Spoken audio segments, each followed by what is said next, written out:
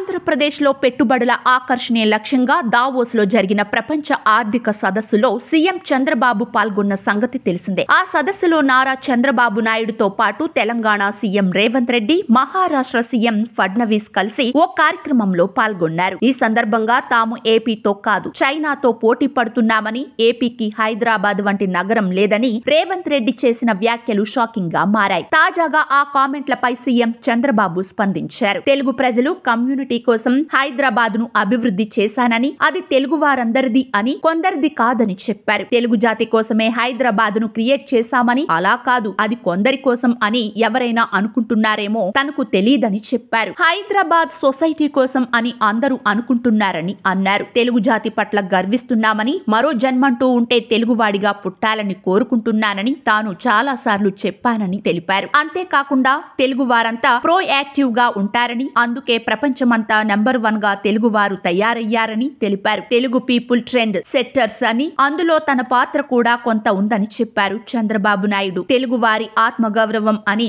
అన్నగారు పిలుపునిచ్చారని, తెలుగు వారి ఆత్మ విశ్వాసం అని తాను చెప్పానని అన్నారు. ఐటీ టెక్నాలజీని తెలుగు ప్రజల చేతుల్లో పెట్టానని, ఈ రోజు ప్రపంచమంతా తెలుగు వారు అన్ని రంగాల్లో రాణిస్తున్నందుకు గర్వంగా ఉందని చెప్పారు బాబు.